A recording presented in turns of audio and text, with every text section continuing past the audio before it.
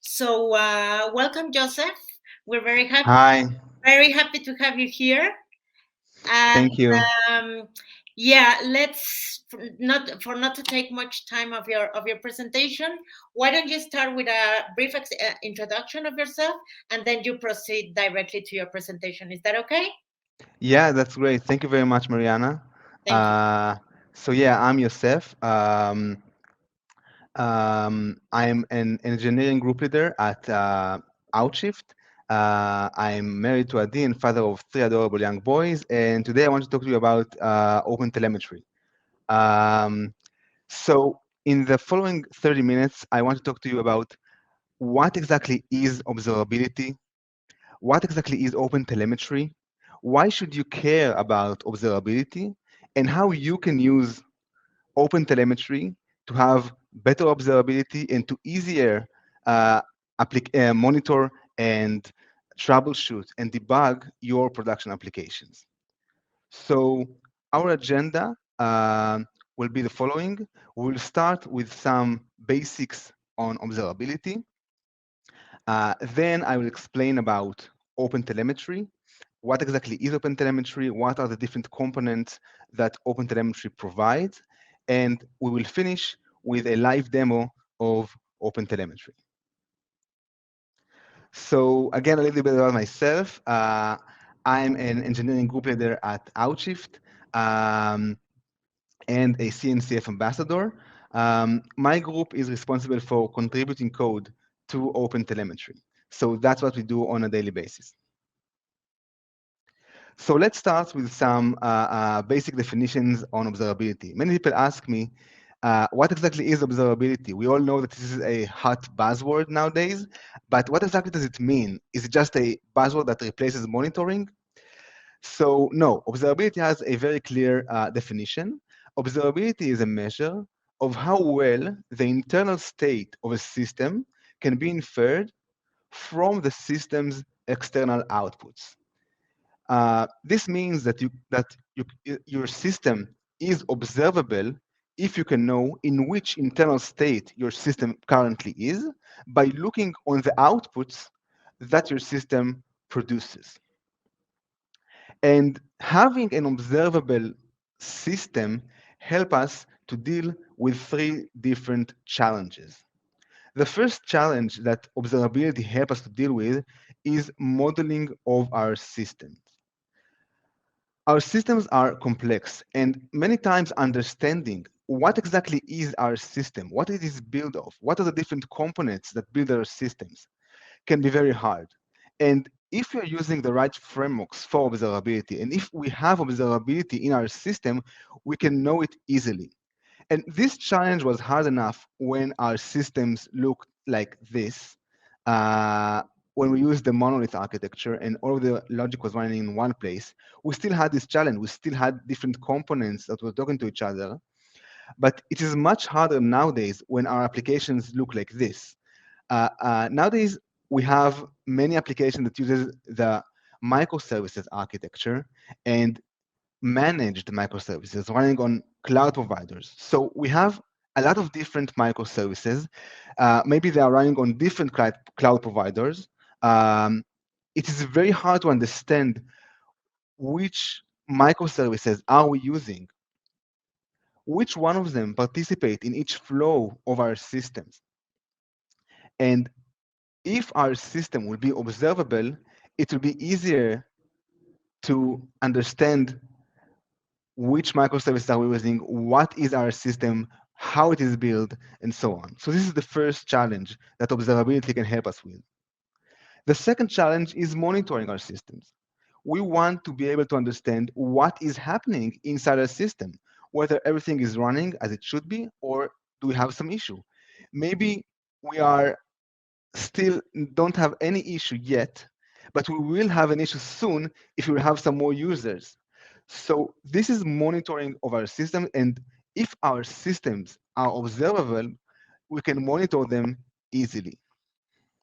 And the third challenge is troubleshooting our applications.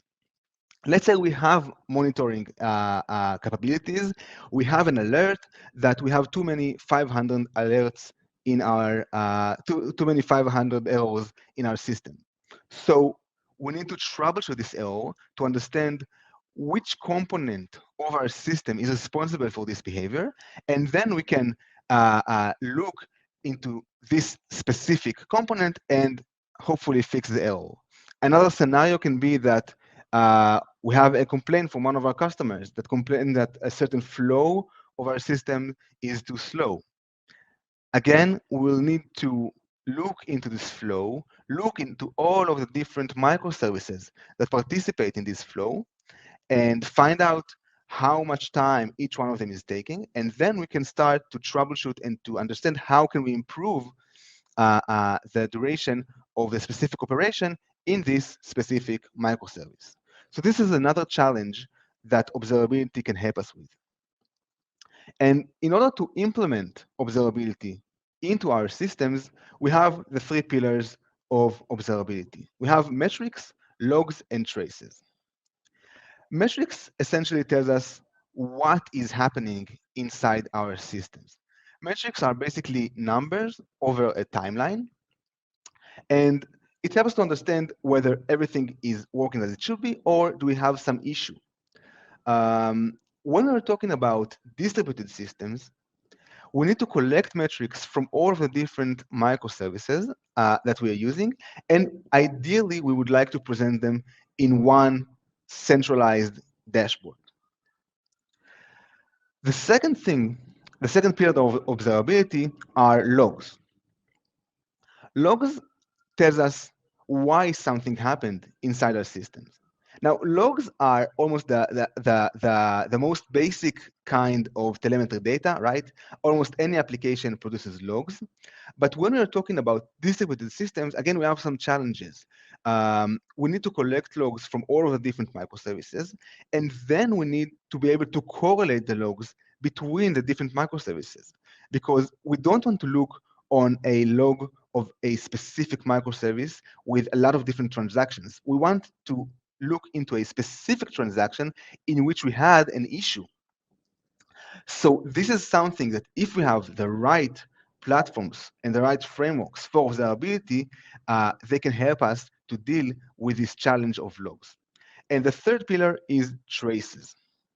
Traces tells us where something happened inside our system. And when we're talking about distributed systems, we're talking about distributed traces. So let's take a deeper look, because this is a little bit more complex than metrics and logs, and to understand what exactly are distributed traces. So this is an example for a distributed trace. Um, This is a timeline representation of a distributed trace. So this entire graph is a distributed trace, a single trace, and it is made of spans. So each tile here is a span. A span represents a single unit of work in our system. And the entire distributed trace is the story of the entire transaction or an event as it propagates through the entire distributed system. So in this case, we had operation A that triggered operation B. To complete operation B, we had to trigger C and D. And then operation B was completed. We had operation E. And then the entire A operation that is this entire trace was completed. This is another representation. This time is a graph representation of a distributed trace. Here you can see that we had a checkout operation, that in order to complete this operation, we had a call to MongoDB, a call to Redis, and then you can see the red line that indicates that we had an error in a specific call to a specific service. So you can see how a distributed trace can help us understand where an error happened inside our system. And distributed traces can help us to connect between metrics and logs. Distributed traces can help us understand if we know that something happened inside the system because we have an alert, we have a metric that it is not as it should be. Distributed traces can help us to get into the logs of the specific service that created this behavior. And now we can look into the logs and understand why something happened and hopefully fix this error. So that's great. We have observability solutions that we can use. Our systems are now observable, but now we have a new challenge. And the problem is that we have too many observability vendors. We have different teams, we have different programming languages, different microservices, different needs for each team. And we have different vendors that support those needs differently. This is just the beginning of the page of the observability landscape in the CNCF website. And you can see that we have many different vendors. And even testing a vendor can take a lot of time and a lot of effort because we need to send and to generate telemetry data in a way that supports that this specific vendor supports. So it can take a lot of time and to be very costly. So in order to deal with this challenge, we have OpenTelemetry. So OpenTelemetry was created about 4 years ago as a merger of OpenCensus and OpenTracing, two popular open source projects. And the mission of OpenTelemetry is to enable effective observability by making high quality and portable telemetry ubiquitous. And at OpenTelemetry, we do that by following a couple of guidelines from the OpenTelemetry vision that I want to share with you today. The first guideline is that telemetry should be easy. We want the end users to be able to get value from OpenTelemetry fast and easily with minimal changes to your code. We want to have reasonable defaults to the OpenTelemetry libraries and also to allow you to configure those libraries easily to match them to a specific needs. And generally speaking, we really focus on the developer experience in OpenTelemetry. We have documentation, we have the OpenTelemetry Community demo that I'll show later, and we always focus on the developer experience of you using OpenTelemetry. The second guideline is that telemetry should be vendor neutral.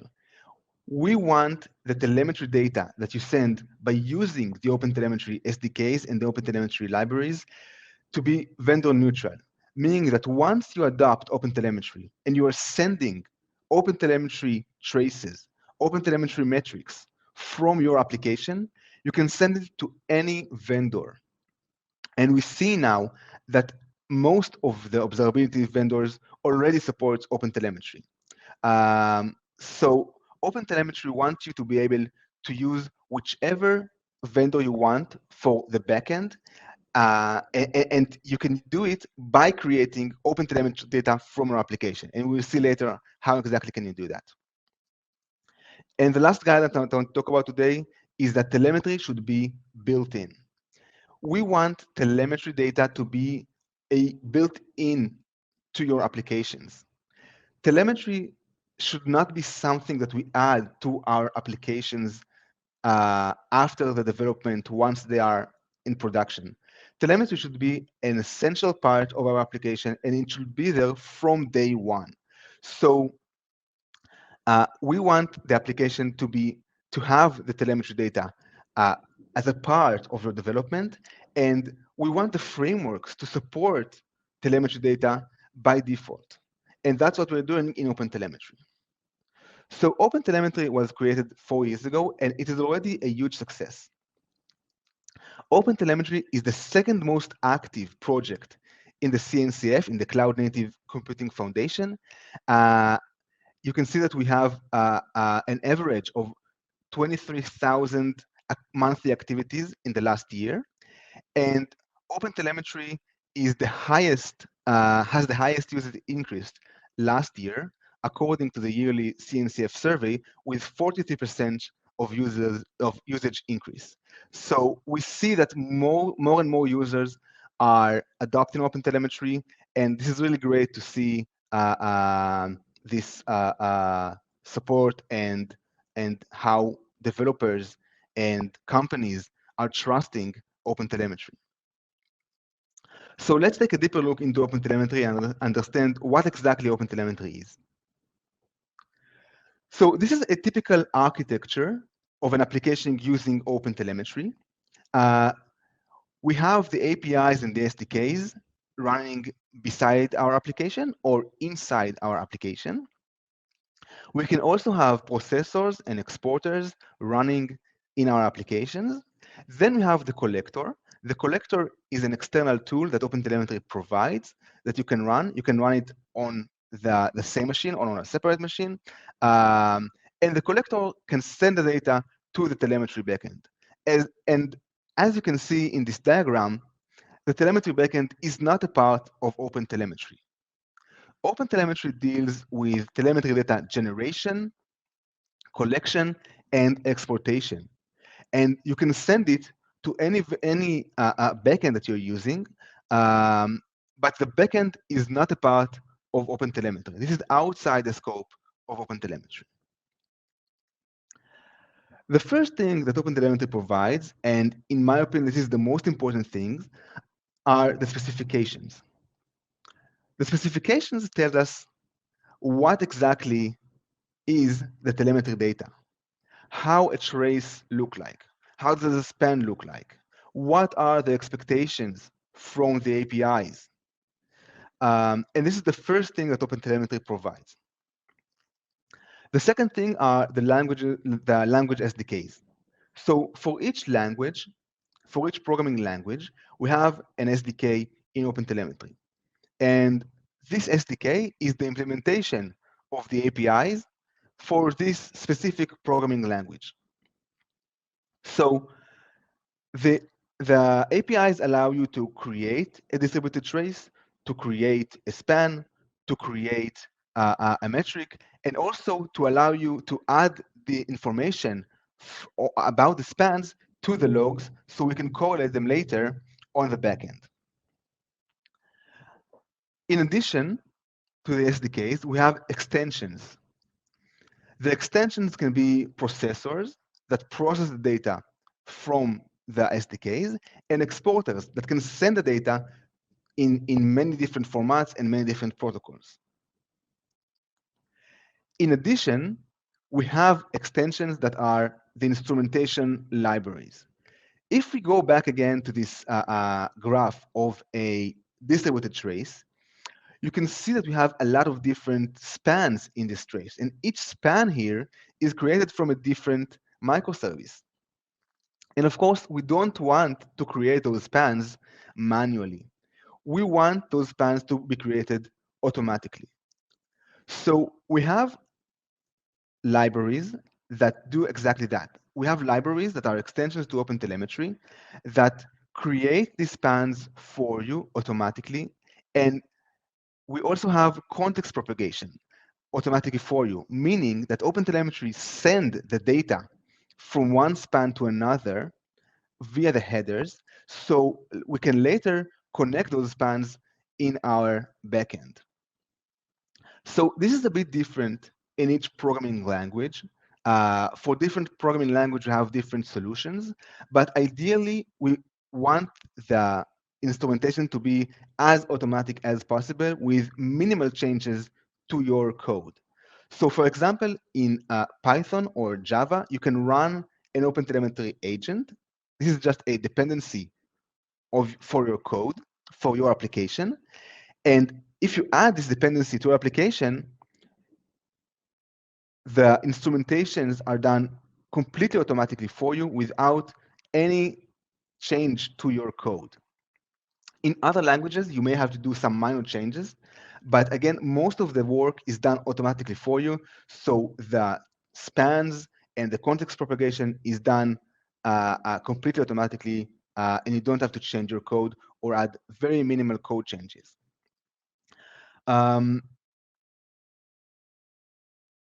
Okay, the next thing is the collector. The collector is a tool that OpenTelemetry provides, and this tool is used to receive data from many different sources. You can use it to collect OpenTelemetry data from multiple microservices or multiple components that you have. And you can also use it to collect data from sources that are external to OpenTelemetry, because we have receivers that can receive data from other sources as well. Then we have processors that can process the data, for example, to sample the data, to send only 1 out of 100 traces, or you can send only error traces, and so on. And then we have the exporters. The exporters send the data uh, to your specific telemetry backend in the format that this backend supports. So this is how OpenTelemetry is vendor neutral. Each vendor can either support OpenTelemetry protocol and OpenTelemetry format of traces of metrics, and either it can implement an exporter that exports data in the format that this specific vendor supports. So using the collector, you can guarantee that you will be vendor unlocked, and you can use any observability vendor with the OpenTelemetry collector. Now, if you remember earlier, I mentioned that you can use the exporters from the application itself using the exporter extensions to the specific programming language. So when exactly would you want to use the OpenTelemetry collector? So there are a couple of reasons that you will want to use the OpenTelemetry collector. One of them is if you want to separate the telemetry backend and your application. If you don't want all of your nodes to connect directly to the telemetry backend, you can have one node that the collector runs on, and the data is only sent from this node to your telemetry backend. Another reason can be if you want to reduce the overhead from your application. In this case, you can have the collector running beside your application. The data is sent very quickly to the collector, and the heavy lifting of the processing and the exporting of the data over the network to the backend is done on a separate machine or on a separate process, reducing the overhead from your application. So let's talk a little bit about backends. Of course, we have a lot of different open source backends that we can use. We have many open source solutions for observability, for metrics, for traces. We have some that combines the two, and so on. I want to mention Teletrace, which is an open source tracing platform that we released in Outshift. It is available for free. It's completely open source, and you can test it, you can use it. So I really encourage you to check out Teletrace.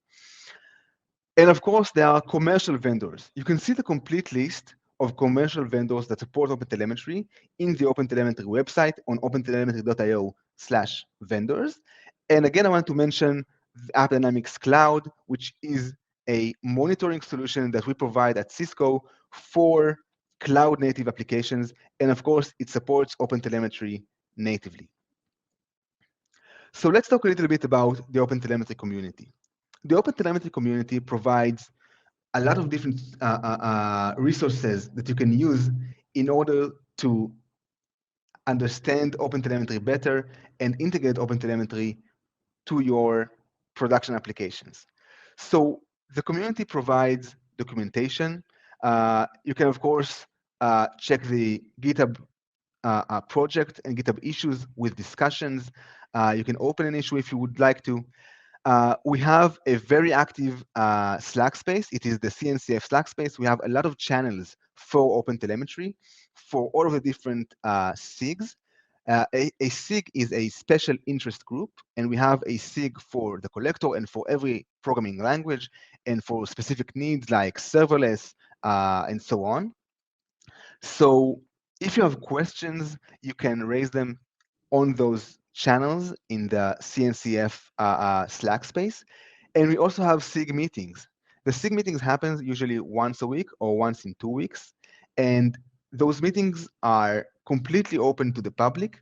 The agenda is also open. You can check all of this information in the OpenTelemetry community repository. There you can see the agenda for the next meeting. You can add items to the agenda. You can see previous recordings on YouTube. The meetings are automatically recorded and uploaded, and this is a great place if you want to have a discussions with the contributors and with the maintainers of the OpenTelemetry projects. So let's talk about the status of OpenTelemetry. The CNCF have three levels of maturity. We have the sandbox, incubating, and graduated. Currently, OpenTelemetry is in the incubating status, meaning that it is not yet graduated. It is used by the early adopters. There are many components in the OpenTelemetry. So although that OpenTelemetry is not yet completely graduated, there are still some components of OpenTelemetry that are generally available and are very stable. So I really encourage you to check out opentelemetry.io/status and to see the specific status of the specific libraries according to your needs. There are different statuses for different programming languages, and for example, for tracing support or for metric support and so on.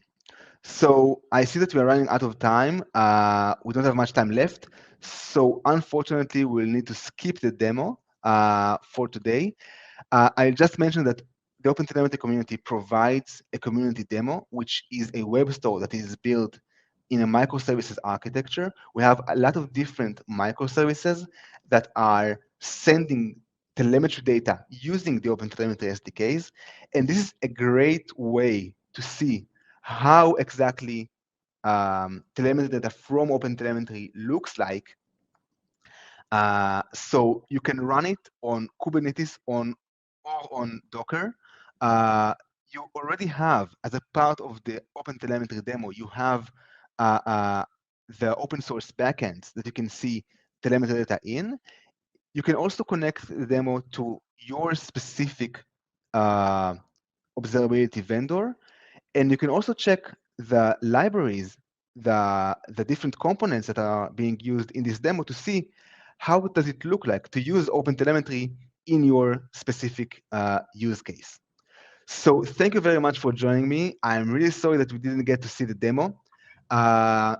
Thank If you. you have any questions or if you want to ping me later, I can send you later links to the demo. You can reach out for me in LinkedIn or in Twitter, and you can use this QR code to get in touch with me. So thank you very much. Thank you, Joseph. Thank you. Yeah, we're out of time now, but thank you. That's very useful. All the information that you just provided. I'm sure that people have noted your contact details and those QRs and everything. So thank you, and hope to see you in a future event. Sure. Thank you very much. Thank you. Bye-bye. Bye bye.